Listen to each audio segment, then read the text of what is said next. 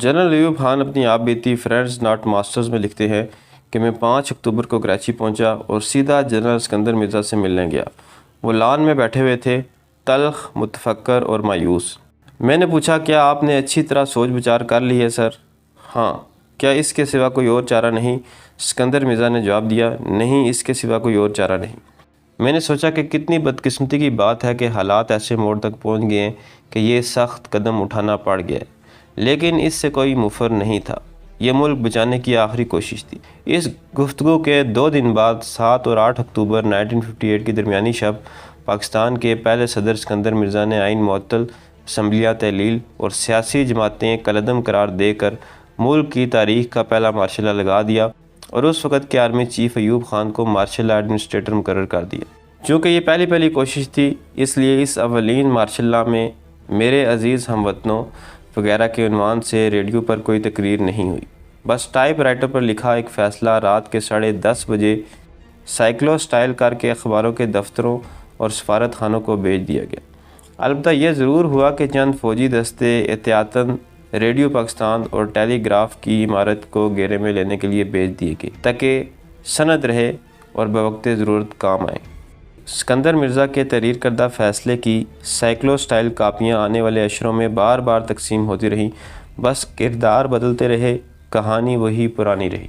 मिसाल के तौर पर देखिए कि उस रात तकसीम होने वाले फ़ैसले में रकम था, मैं पिछले 2 साल से शदीद तशवीश के आलम में देख रहा हूँ कि मुल्क में ताकत की बेरहम रस्साकशी जारी है। बदउनवानी और हमारे मुहिब वतन सादा मेहनती और ईमानदार अवाम के इस्तेहसाल का बाज़ार गर्म है, रख रखाव का फुकदान है और इस्लाम को सियासी मकासद के लिए आला कार बना दिया गया है। सियासी जमातों की ज़हनियत इस दर्जा गिर चुकी है कि मुझे यकीन नहीं रहा कि इंतखाबात से मौजूदा दाखिली इंतशार बेहतर होगा और हम ऐसी मुस्तहकम हुकूमत बना पाएंगे जो हमें आज दरपेश लातादाद और पेचीदा मसाइल हल कर सकेगी। हमारे लिए चाँद से नए लोग नहीं आएंगे। यही लोग जिन्होंने पाकिस्तान को तबाही के दाने तक पहुँचा दिया है, अपने मकासद के लिए इंतखाबात में भी धांधली से बाज नहीं आएंगे। ये लोग वापस आकर भी वही हथकंडे इस्तेमाल करेंगे जिन्हें इस्तेमाल करके उन्होंने जमहूरियत को मजाक बनाकर रख दिया है। आपने देखा होगा कि बाद में आने वाले मार्शल लॉज में भी यही स्क्रिप्ट रिपीट होकर इस्तेमाल होता रहा। सिकंदर मिर्ज़ा के बकौल जमहूरियत मजाक बनकर रह गई है, लेकिन असल मजाक ये था कि जब ये मार्शल लॉ लगा, इसके 3 माह बाद इंतखाबात तय थे। बज़ाहिर ऐसा लग रहा था कि उस वक़्त के वज़ीर-ए-आज़म मलिक फ़िरोज़ खान नून का हुकूमती इत्तेहाद जीत जाएगा और ये भी नज़र आ रहा था कि शायद इसके कमरी नहीं बल्कि ज़मीनी अरकान सदर सिकंदर मिर्ज़ा को दोबारा सदर मुंतखब ना करें। चंचे सदर मुमलिकत को आफियत इसी में दिखाई दी कि जमहूरियत ही को राकेट में बिठा कर खला में रवाना कर दे। इसकी तायद बैरूनी ज़राए से भी होती है।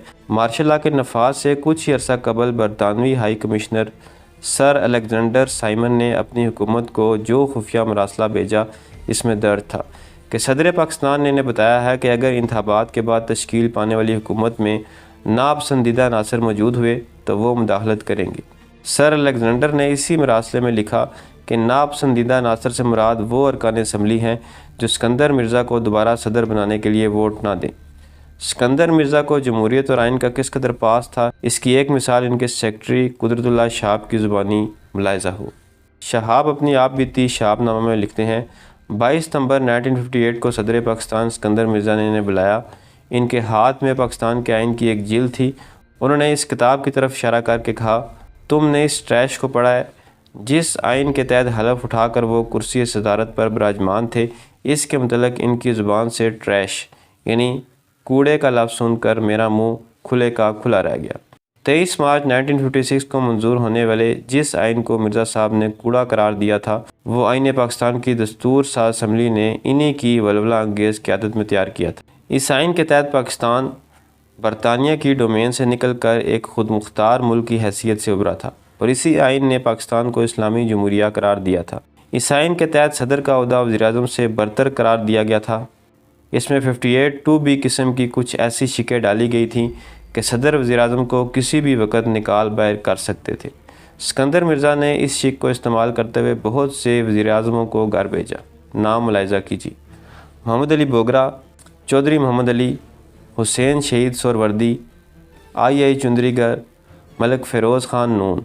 पाकिस्तान वज़ीर-ए-आज़मों की इस म्यूज़िकल चेयर के बारे में हिंदुस्तान के वज़ीर-ए-आज़म जवाहरलाल नेहरू से मंसूब ये फ़िक्रा अक्सर दोहराया जाता है, मैं तो इतनी जल्दी धोती भी नहीं बदलता जितनी जल्दी पाकिस्तानी वज़ीर-ए-आज़म बदल लेते हैं।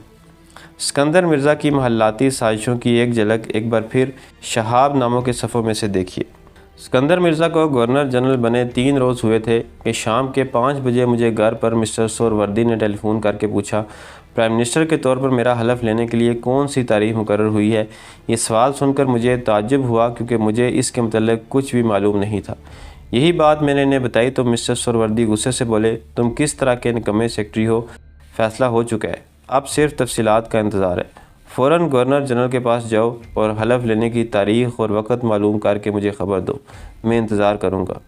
मजबूरन मैं सिकंदर मिर्ज़ा साहब के पास गया। वो अपने चंद दोस्तों के साथ बुर्ज खेल रहे थे।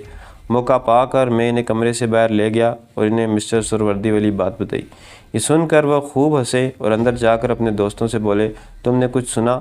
सोहरावर्दी वज़ीर-ए-आज़म का हलफ़ लेने का वक़्त पूछ रहा है। इस पर सब ने ताश के पत्ते ज़ोर ज़ोर से मेज़ पर मारे और बड़े ऊंचे फरमाइशी कहे बुलंद किए। कुछ देर अच्छी खासी हड़बोंग जारी रही। इसके बाद गवर्नर जनरल ने मुझे कहा, मेरी तरफ़ से तुम्हें इजाज़त है कि तुम सोहरावर्दी को बता दो कि हलफ़ बर्दारी की तकरीब परसों मुनक्किद होगी और चौधरी मोहम्मद अली वज़ीर-ए-आज़म का हलफ़ उठाएंगे। वहाँ से मैं सीधा मिस्टर सोहरावर्दी के पास पहुँचा और इनको ये ख़बर सुनाई। ऐसा दिखाई देता था कि इनके साथ कुछ वादे वईद हो चुके थे। इस नई सूरत हाल पर वो बड़े चिल्लाए और मेरे सामने उन्होंने बस इतना कहा, अच्छा फिर वही महल्लाती साजिश। लेकिन जैसा कि होता आया है, आखिरकार सदर मुमलिकत की महल्लाती साजिशें खुद इन्हीं पर भारी पड़ गईं। सिकंदर मिर्ज़ा ने न सिर्फ सिफारिश करके जूनियर अफसर अयूब खान को आर्मी चीफ लगवाया, बल्कि मार्शल लॉ से सिर्फ 3 महीने पहले इनकी मुद्दत मुलाजमत में 2 साल की तोसी की थी। इन्हें अयूब खान ने मार्शल लॉ के 20 दिन के अंदर अंदर सिकंदर मिर्ज़ा को बरतानिया भिजवा दिया। बहरहाल आप इस सारी सूरत हाल के बारे में क्या राय रखते हैं, कमेंट में हमें ज़रूर बताइएगा। मिलते हैं अगली वीडियो में, तब तक अल्लाह हाफ़िज़।